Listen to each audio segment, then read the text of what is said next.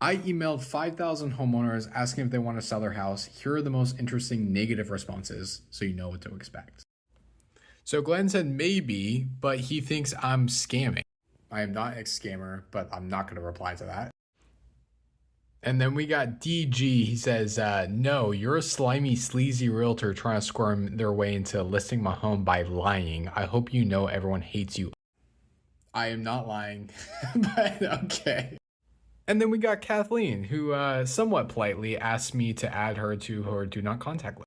So I will not contact Kathleen, and she asked politely. So, and I don't want to shed too much negative light. Most of the responses, to be fair, are like this. Leo says, not at this time, James. Thanks for asking.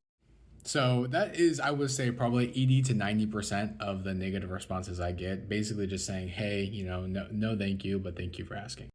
I will say, out of all the negative responses, this is one of my favorite. So Carlton says, I find your approach really off-putting. If I was interested, why would I do business with someone who has your communications? Now, Carlton completely has the obvious right to not do business with me. Clearly, he is off-putted by my message. However, if you're in sales, it's very important to remember that most people are not going to like your message or your cold outreach or anything like that. And most people are going to tell you to screw off, tell you no, tell you to change the way you say things. And it's very easy to get caught up in these messages and really question your reason or ability to do things. However, the reason why I like Carlton's message so much is because he says, I find your message very unprofessional, but I'm going to show you something real quick. This is the campaign total reply rate. So I've gotten 278 replies, and 132 of them, or 47%, were positive.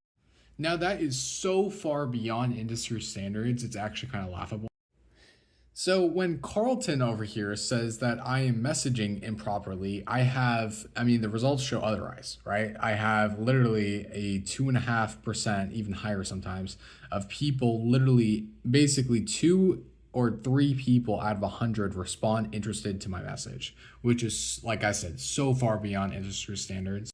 So I wanted to document this just to let you guys know if you are doing any sort of outbound negative responses, you're getting negative responses, you're not alone. And it's just part of the game. And unfortunately, you got to annoy some people to make money and feed your family and have a better life, and also provide extreme value to the people who actually are interested, because you're doing a disservice if you don't reach out.